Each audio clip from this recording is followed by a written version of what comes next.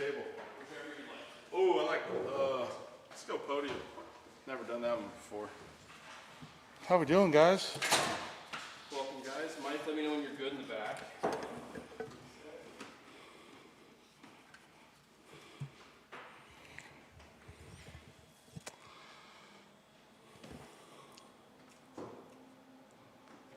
All right, thanks for joining us, everybody. Since we got four of you, we'll go back to raising hand process. But questions for Coach Moevao? We'll start with Justin. Good to see you, Lyle. Tell us about just the transition, what it's been like for you being the running backs coach and leading this group. It's been awesome. It's been a fun transition as far as taking the leading role of the running back coaching position. And I think the biggest difference between last year and this year, as far as being the assistant versus the running back coach, is the recruiting part of it, of being able to get out on the road, going and seeing guys, having conversations with parents, talking to coaches, when we're doing local recruiting out on the road, and being able to just get to know those local coaches as well as some of the other high school coaches out of state.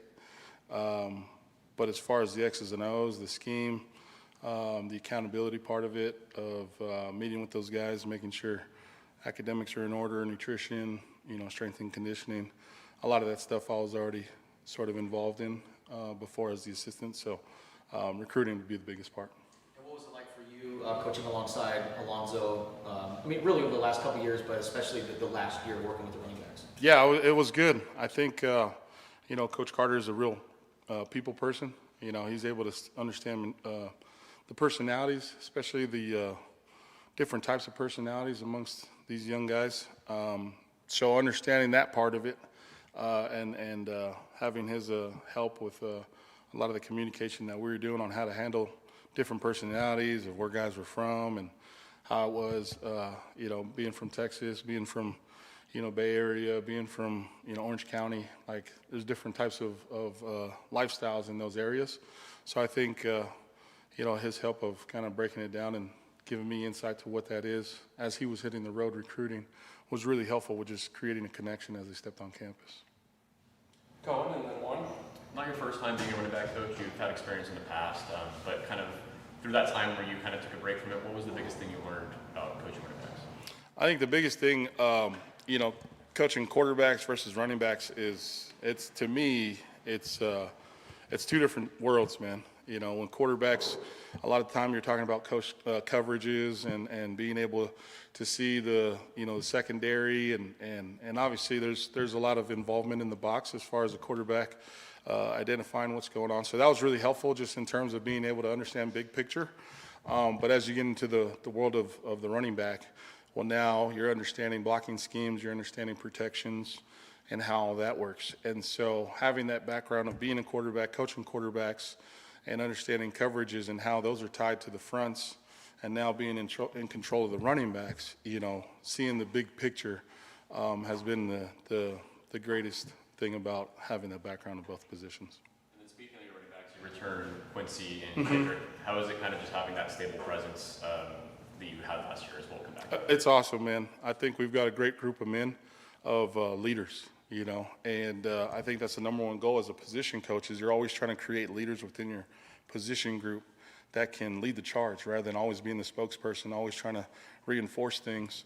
But when you've got guys like that are experienced, that are veteran guys that have played a lot of college football, and really taking on that role, it's like having two assistant coaches in the room already. And so the expectations, not just from me, are also from the guys in the room, and I think that raises the level of competition. It raises the level of expectations as well as the standard. Juan and then Justin. You kind of mentioned already about Kendrick and Quincy, but with them now part of spring, how have the younger running backs looked, and what does it set up for the future of the running back room? Yeah, I think it's been a great spring so far. I believe, Wesley Yarborough, Cornelius Warren, and Antoine Roberts, I would consider him new to the this many reps as well, being that it's his first time playing Arizona football. So the type of spring we're having has been awesome. The things that you would expect from guys that are getting their first turn with Corn and Wes, of going through those learning, challenges every single day and taking the reps, as well as Antoine just getting the feel for, the chemistry part of it, understanding different strengths and weaknesses of each play, each concept, each scheme, and how important the details are. I think it's so much that we're learning day to day as a position group, especially those three guys, that it's just been awesome. It's been awesome, and you could see it too. They're starting to lead by example of what Ked and Quincy have done. Wesley, and the benefit to Wes and Corn is that they've seen it done with Ked and Quincy this past fall, and so they know what red line is. They know what that you got to execute, right? The effort, right? The accountability part of it, and so there is no excuse for them to not know what it is. They know what that standard is as a running back here at Arizona because of those guys that have done it this past year. And so it's cool because now and then, every now and then you'll see one of those young guys take charge. And it's a proud moment for me because now I know, like, they're starting to feel that confidence, right? Having that confidence, getting out of their shell, no longer sitting in the back, but ready to, be the leader of the group. And so it's just leading on the charge with that next generation. Justin and Nathaniel. Over the last couple of years, we've heard the Carterisms, the no block, no run, fast, violent, physical. Do you have any mantras or anything that you Yeah, we had a little bit of carryover from Coach Carter. The one thing that we always broke every meeting, every practice was FVP, which stood for fast, violent, and physical. So now this year I've kind of tweaked it to where we'll break on start fast and finish violent. Yeah, so we want to be able to be familiar with, obviously, the term violence, but be comfortable with it by saying it, by doing it, by living it. That's one thing that we take pride in. We've got to approach this game because violence this is the one sport where you can get away with violence as long as it's within the rules, within the whistle, right? But it's actually welcome, and you actually get paid big money for it, right? And so that's something we want to be familiar and comfortable with. Looking forward to embracing the violence and delivering the violence and not running away from it. What was the process like to get Antoine Roberts in, and can you share with us his skill set and just how do you think he's going to fit into what you guys are doing? I think Antoine Roberts has been a great addition to the program overall. Man, he's a great kid. Has played a lot of football, has faced adversity in his past, and I think there's something to that. I think there's something to some of those guys that you're able to get on your roster that have faced some big-time adversity, and they were able to get through it and find their way back to the field. I think there is something to that as far as building a culture. I believe that's the type of culture we're creating, is being able to look adversity in the face and overcome it. And I believe that's something that he's familiar with, and he's shown that. And as far as being here as a Wildcat, man, he's fitting in with the guys. It's as if he's been here for 3 years in a row, as far as the chemistry that they've built in the short time. He's a smart kid. He cares a lot. The care factor is there. He's always coming in for the extra, the unrequired, the in-between.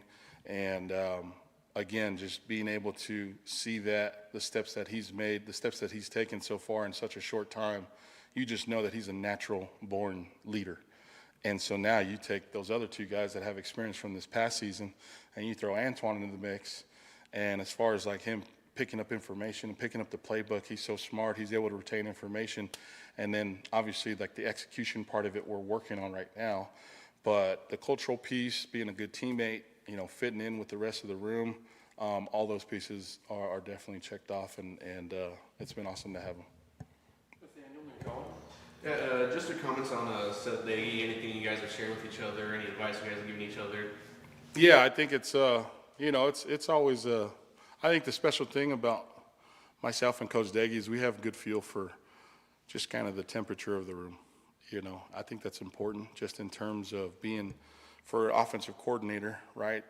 He's got a plan, he's got directions for us as assistants, and so I think it's important as far as our alignment goes to have a feel, the temperature of, Coach Deggy's making a statement. He wants this message to be delivered and clear cut for our guys, so you make sure you deliver that message to your guys in the same fashion.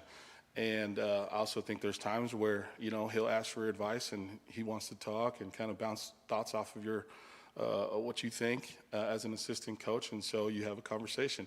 Then there's just some times where, you just see him redlining, and coaches sort of say redlining, and as I just understand, like, give him his room, let go through it on his own, and then when he's ready to communicate and ask questions, then he'll come to us. But I think having that understanding, that true alignment amongst the staff, and that's just with everybody.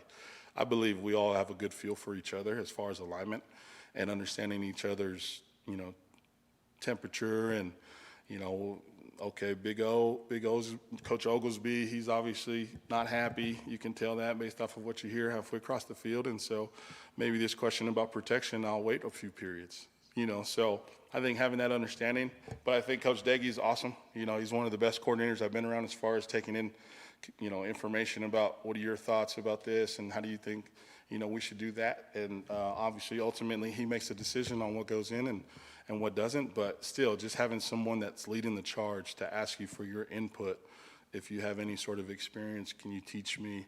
It helps to motivate us as position coaches, assistant coaches, to always be digging for more, how to get better, how can we create a better offense, how can I create a better environment for my group that helps us, to execute what we're trying to get done as an offense.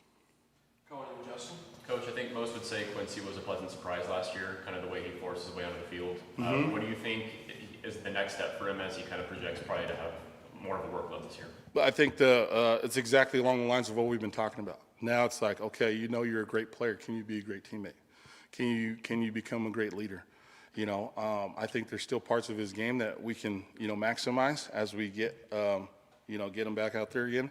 But the biggest part is, all the answers, but can you help these guys figure it out to know it just as well as you do? That's been my biggest challenge to those returning guys, because they've been through the fire. They've seen the live bullets, and they know the correct way and the incorrect way of doing it. And so it's like, okay, so can you take that knowledge that you have, that experience that you have, and help this guy to understand it just as much as you do? Because these guys don't have the experience, but they're going to get it. And will they be ready for it? Well, let's try to help, push that thing along as far as we can. We'll finish up with Justin. Seemed like Ked was like Mr. Red Zone last year. What, in your opinion, what makes his skill set perfect for inside the red zone? Why do you think he had so much success? Yeah. I think he's just he obviously, his size, his ability to be able to run through guys is something that's been a part of his identity since high school. I think if you go all the way back to his high school clips, his recruiting tapes, you can see, okay, why you were so highly recruited, the way you were coming out of high school. And to me, just his physical ability to be able to take on that one-on-one, right? You always try to play to the strength of these guys' ability. You never want to put these guys in a position to where it's, you're asking a bigger guy to do fly sweep stuff and run the perimeter and all that. Like, that doesn't make any sense. So I think naturally he's kind of fit his way into that role as we started to get into more of those situations. And, last year we had so much of a three-headed monster, as I used to call it, with the ability to put Quincy, Ked, or Izzy in. But naturally you can just see as you start to invest more reps in practice, and then you get into game situations, like who feels comfortable and who can get it done. So a lot of that stuff is just based off of execution. Is it fair to say the second half of the season you guys started to do better things? Yeah, I think Why do you think that was? I think it's just you got to be creative. I think, again, credit goes to Coach Daggy, Coach Oglesby, as well as Coach Miller and the rest of the staff of being able to put us in the right position schematically, because we're, just like any other team running late into the country or running late into the season.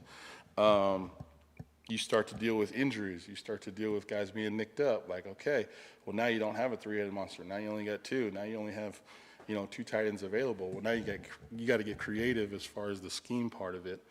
And I think we did a really good job of adjusting in game. I would say that was something that Coach Oglesby, Coach Daggy, Coach Miller, they all did a really good job during halftime of making halftime adjustments and being able to play off of the tendencies that we're seeing from the opposing defense. So I think part of it was that, and then the other part is just driving home, the mentality. I think that's something that you build up now and you face in November and December. You talk about mentality. If that's not something that you're established amongst the whole team, well, you're going to wish you did when your one and your two go down, and now it's down to your third guy. Has he established that same mentality? So I think now is the time to really check to see, like, are we all in it, or is it just the first group and the second group?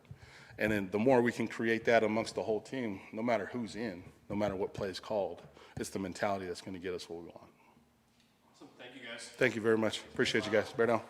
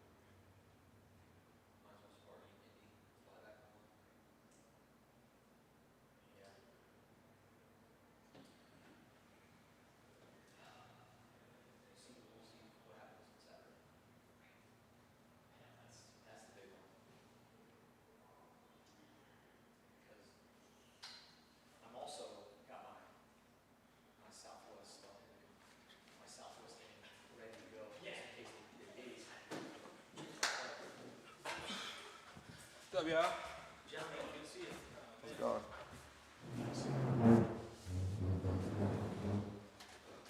Alright, cameras in the back, if you want to let me know when you're ready. Thank you, Jordan. Mike, let me know.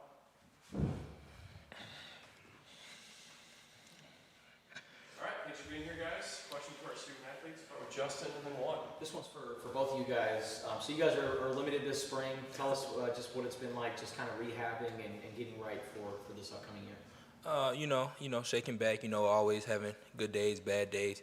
It's just a part of the game, you know what I mean? It's just one of those things that we just got to work through, and got to keep that within the family and everything else that comes with that. Yeah, I mean, it's definitely been a grind. We each have our ups and downs, and I think it's just something to where, how can we be of value for the team, through our own injury or through our own circumstances right now, so. And another one, so with you guys being limited this spring, it's allowing guys like Wesley and Korn and even Antoine to get it really implemented. What have you seen out of those guys? Man, let's start with like Antoine. Like he picking up, the offense. I know he's played in the offense like this before, but like he's picking up our offense like really, really fast. You know what I mean? Like he's getting all the small details and running routes the right way. Like it's just a lot of things that go into it. Now with the other two guys, like they've been in the system, so now it's exciting to see them like flourish. You know what I mean? Because they didn't have that opportunity last year. So seeing them break long runs or catch passes or like even just understanding like where to pick up a protection, like it's amazing to see. When you first arrived at Tucson, you said that this was as close as a team as you've ever been on. Then last fall, you said it even got even more close. And Sure. would you say the same thing going into this spring? Well, what I will say is that we have the potential. Like you have the potential to do something like that every year, but to say it's as close this year as it was last year, like we have to build that bond.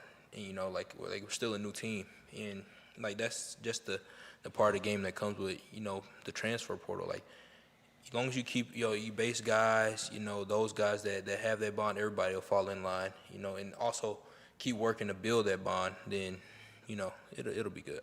And for you, Quincy, you kind of have that feeling after going through your first year here and going into your second, kind of feel a little bit more ingrained into the program, closer with your Yeah, team? I mean, I think the coaching staff does a really good job at, kind of keeping everybody together, and, the team also does a good job at, accepting everybody, transfers and newcomers that are coming in. And I actually do think that, like he said, we have the potential to be another really close team, and I think that's gonna benefit us in the fall. Justin. Quincy, when you first got here last spring, right? What do you remember about going through the spring ball experience last year? And how did you summarize just last year? Yeah, the first thing that comes to mind, instantly was just the heat. That's the first thing. But I mean, it was definitely a grind, and it's kind of taken a different mindset for me to kind of like to shape that. Kind of step away that I'm not going to be doing this spring, but I am going to be participating in my own way. And how, again, it's like the thing comes back to me is like, how can I be of value when I'm not in shoulder pads, when I'm not in the helmet? How can I be of value to the team? And that's kind of like the main thing that I'm trying to focus on right now. Did you struggle at any point last spring? And I mean, did you go through any growing pains? And how did you get to a point where you're getting on the field and having some success? Yeah, I want to say I had like too much of difficulty. I'm very quick at picking up things, picking up the offense and stuff like that. It's very simplistic stuff to where it's more in like the meeting rooms is kind of where I noticed a slight struggle. But other than that, I've been trying to be very consistent in what I do. Jordan in the back. How's it been for both of you? How has it been working more closely with Coach Moyal, and how nice is it to have someone that you're familiar with now kind of taking over that room? Well, what I will say that working with Coach Lyle, like we worked with Coach Lyle last year too. You know what I mean? So like it was like a relief for us when they were trying to pick out a coach, and then we seen Coach Lyle, like that's going to be our coach. Like that's one of those things that we done put all this time with him already. Extra meetings, just drawing up offensive plays. Like we've already spent that time with him. So him coming in and filling that role was like a no switch transition. Like it was just seamless. Mm-hmm. I mean, I think with Coach Lyle, having his quarterback background, he's very, very smart, very, direct in what he does, and he does also bring that family aspect in it too as well. I think that's part of his culture, with him being Polynesian. So I think he does a really good job at that. I think you guys, kind of hit a lull as far as the run game goes. In the middle of the season, you guys started picking up in the second half. What do you think led to just kind of things picking up for that room in the second half of last year? The guys up front, and I'm not gonna say it was always there. It was more of us just believing it. You know what I mean? They always made the holes perfect for us. You know what I mean? It's just like us. We were messing up. You know what I mean? It shouldn't have been. It shouldn't even been that. We should have had that from the jump, but we just wasn't clicking in the beginning, and that's okay. Things like that happen. And then how did you guys go about really settling into Seth Diggy's system over the last year, and how do you think it really helps you guys? I think Coach Deggy has a really good offensive plan, offensive scheme, and he's always constantly coming up with new plays, constantly thinking of different ways, to mess with the defense and stuff like that. And I think again, it's like a belief system. How can we get all 11 plus all 11 on the field plus everybody on the sideline to believe into the system and fully dive into it. And that's kind of one of the things that we're working on right now, with especially with everybody coming in. Colin and then Justin to finish up. Coach Moyal said he's kind of challenging you guys to step up and be more vocal leaders. Yeah. Kind of now that you guys are the veterans in the group, how has that process been for you? Well, yeah, man. Like you say, it's just finding when to speak. You know what I mean? That's more the issue, and what to say. Not really the issue, because when you speak from the heart, and you've already earned the respect of your teammates, they'll get behind you. But just knowing when to say something, how to say it, and who you're talking to too. That's also a big thing. It's a challenge, but I'm here for it. I think our coaching staff does a really good job at just letting us talk, letting us have the opportunity to talk and speak out about it. And again, I don't know about Kev, but I'm definitely taking this role of how can I be of value? That's the main thing that I'm really trying to step out. How can I be of value? How can I be of value? It's never, as of right now, it's me trying to vocalize and become more of a like you said, a leader into the situation. So just trying to take it day by day. We'll finish up with Justin. A couple questions for you guys. When you guys get inside the red zone, you guys call it the Cat Zone? Oh man, no, we don't call it that, man. Okay.